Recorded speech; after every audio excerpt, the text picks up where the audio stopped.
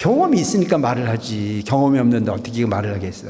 근데 이게 나쁘다는 걸 아는데 잘 고쳐지지 않더라고. 참 안 고쳐져. 그래서 내가 그거 근심하다가 지금 주름이 이렇게 많이 들었잖아. 그래서 지금도 여러분 그 고찰, 아주 오래된 고찰에 가보면 화장실이 다 멀리 있어요. 삶 자체가 근심 없이 사는 경우가 없어. 그러니까 제일 잘 사는 사람들은 어떤 사람이에요? 현실을 잘 사는 사람들이에요. 지나간 거예요. 근심하지 않고 올 거에 근심하지 않아. 자, 여러분 지나간 거에 근심하지 않으려면 어떻게 살아야 될까요? 근데 그 자리에서 누군가가 참석하지 않은 사람을 칭찬만 하면 재미가 있어요, 없어요? 이건 안 해본 사람 말을 하지 마세요. 그 사제 8정도의 첫째가 뭐냐면 이 세상의 삶은 고통이다. 무엇이 고통이가? 나고 늙고 병들고 죽는 게 고통이다. 애별리고 원증해고 오음성고 구부독고. 그러니까 이 세상에 살아가시는 부분은 나고 늙고 병들고 죽는 게 고통이고 미운 놈하고 만나는 게 고통이고 사랑하는 사람하고 헤어지는 게 고통이고 그 다음에 구해지지 않는 것이 고통이고 추워 죽겠고 더워 죽겠고 세상에 다 죽겠잖아요. 안 죽겠는 사람이 없어요. 그러니까 우리는 어느 정도로 죽겠냐면 배고파 죽겠고 배불러 죽겠고 힘들어 죽겠고 심지어는 재미있어 죽어요. 그리고 고통스러워 죽는 게 아니고 또 죽는 게 뭐 있어요? 좋아 죽어요. 다 죽어. 그래서 생로병사와 뭐를 우비고네, 여기서 얘기하는 우라는 자체는 근심 우자예요. 우리 근심 안 하는 사람 있나요? 근심 없는 사람 있어요? 그래서 여러분 근심이 없으면 뭐도 근심이에요. 화장실이 멀어서 화장실 가는 것도 근심이잖아요. 여러분 화장실이 가까이 있으니까 다행이지 없어봐야 이게 얼마나 큰 근심인가. 그래서 해우소 아닌가요? 풀 해자야 근심 우자. 근심을 푸는 곳. 이 세상에 근심 중에 가장 큰 근심은 그 근심보다 큰 것도 없어. 배고파서 배고픔을 해결하려고 하는 부분도 근심이지만 먹고 난 다음에 어디 갖다 버리는 것도 보통 일이 아니야.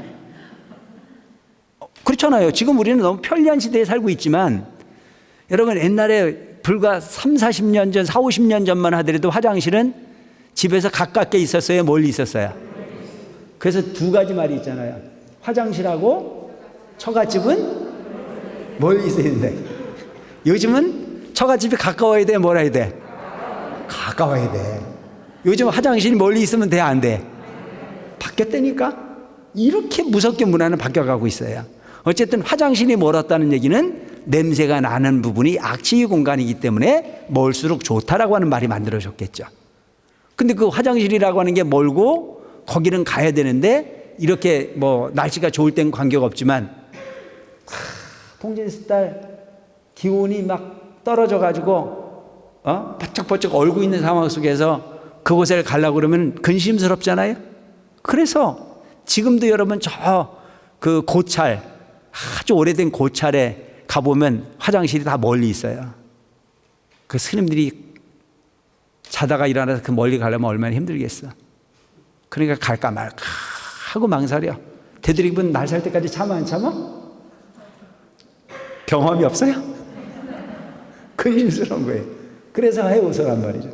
그래서 모든 부분은 다 근심스러워. 삶 자체가 근심 없이 사는 경우가 없어. 그러니까 제일 잘 사는 사람들은 어떤 사람이에요? 현실을 잘 사는 사람들이에요. 지나간 거예요. 근심하지 않고 올 거에 근심하지 않아. 자, 여러분 지나간 거에 근심하지 않으려면 어떻게 살아야 될까요? 그냥 잊어버리면 돼요? 엄한 짓을 안 하면 돼. 엄한 짓을 안 하는 게 답이지. 엄한 짓을 하면 근심스럽잖아요. 자, 예를 들어서 친구와 만났어요. 근데 친구들이 어떤 말을 해도 그냥 듣기만 했고요. 험한 말을 하면 입을 막았어요. 그런 얘기를 하지 말자 이렇게 막았어요. 그리고 되도록이면 그 자리에 오지 않은 친구들 이야기를 좋은 얘기만 했어요. 긍정적인 언어만 구사를 했어요. 그 일이 끝나고 난 이후에 집에 돌아갔을 때 그 사람에겐 근심이 있을까요? 없을까요? 없죠. 근데 그 자리에서 누군가가 참석하지 않은 사람을 칭찬만 하면 재미가 있어요, 없어요? 이건 안 해본 사람 말을 하지 마세요. 재미없어요. 누군가를 올려놓고 좀 이렇게 디스를 해야 꽤 재미가 있어요. 근데 그렇게 재미있게 시간 보내고 난 이후에 집에 가면 불안해, 안 불안해? 경험이 다 있으시지? 불안하죠. 근심스러운 거예요. 혹여 내가 한 말이 더 보태지거나 또한 내가 한 이야기가 그의 귀에 들어갔을 때 그는 나를 어떻게 생각하고 싶은 생각이 들더라고. 내가 이런 얘기 어떻게 잘할까? 해봤으니까. 경험이 있으니까 말을 하지. 경험이 없는데 어떻게 말을 하겠어. 근데 이게 나쁘다는 걸 아는데 잘 고쳐지지 않더라고. 참 안 고쳐져. 그래서 내가 그거 근심하다가 지금 주름이 이렇게 많이 들었잖아. 그리고 쓸데없는 부분에 근심이 또 뭐 어떤 거에 생겨요? 아니 내일 소풍날이면 그날 저녁에 근심이 생겨 안 생겨? 뭐 때문에? 비 올까 봐. 그러니까 비가 오고 안 오는 부분이 근심한다고 없어지냐고. 자고 일어나서 판단하면 되는 건데 그게 돼 안 돼? 그렇기 때문에 우리는 뭐라 그래? 중생. 그래서 우리끼리 뭐라 그래? 중생아. 쓸데없는 아무런 가치가 없는 부분에 에너지를 뺏겨가는 근심의 주인공이더라. 이 중생이라는 얘기예요. 비. 슬퍼. 매사가. 그러니까 여러분 이유 없이 눈물이 흘러나올 때가 있잖아요. 누가 울어? 할 일 없이 세월만 갔다 이거야. 내 머리에 부리지도 않은 흰색 그 머리가 만들어지고 사라진 날보다는 살 날이 너무 적어지는 것 같은 기분이 들어서. 그뿐만이 아니고 매사가 슬픈 일이 많잖아요. 누군가 헤어져도 슬프고 그냥 매사가 측은하고 뭐 이런 부분에. 그래서 나는 이게 그 슬프다라고 하는 부분을 잘 몰랐어. 근데 지금 생각해 보면 우리 어렸을 때 그 비가 오는 날이면 농촌에서 일했던 어머니들이 유일하게 쉬는 날이잖아요. 농촌에서 컸을 때 유일하게 쉬는 날이 비 오는 날이에요. 근데 비 오는 날도 어머니 쉬질 못했어요. 그날 뭐 하는 날이냐면 이불 씻히는 날이에요. 소청 깔아가지고 이불 씻히는 날. 이불 씻힌다는 게 알죠? 바늘로 이불 꿰매는 날이잖아요. 그럼 그 이불을 꿰매고 있는 그 어머니가 방바닥에 이불을 펴놓고 거기서 이불을 설치고 있으면 가장 기분 좋은 게 뭐냐면 그 새롭게 빨래 두들겨가지고 그 소청 그 입히고 있는 그 부분이 기분이 너무 좋아서 그 촉감을 느끼려고 이불을 뒹굴고 있잖아요. 근데 난 너무 기분 좋아서 뒹굴고 있는데 우리 어머니가 눈물을 흥얼거리고 눈물을 흘리고 있더라고.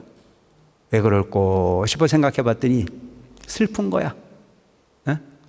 호구 많은 사람 다 내버두고 해필이면 왜 너 아버지 같은 사람을 만났을꼬 싶어서. 그러니까 생각해 보면 매사가 슬픈 게 우리 인생이라. 근데 내가 옛날에 그때는 잘 몰라가지고 나이가 들고 난 다음에 물어봤지. 왜 그렇게 울었냐고 그랬더니 기억이 없다 그러더라고. 그걸 기억하면 되겠어요? 그 어쨌든 간에 우리 삶은 그런 거예요. 그 다음에 우리 삶은 어떤 거예요? 고통스러워. 사는 것 자체가 고통이지 고통 아닌 부분이 사실 없어. 그 다음에 우리는 번뇌가 그렇게 우비고뇌와 어리석고 그래서 어둠에 갇혀 있어. 밝은 기운을 통해서 광명으로서 세상을 대하는 것이 아닌 밝지 않은 부분의 삶을 항상 그렇게 살고 있는.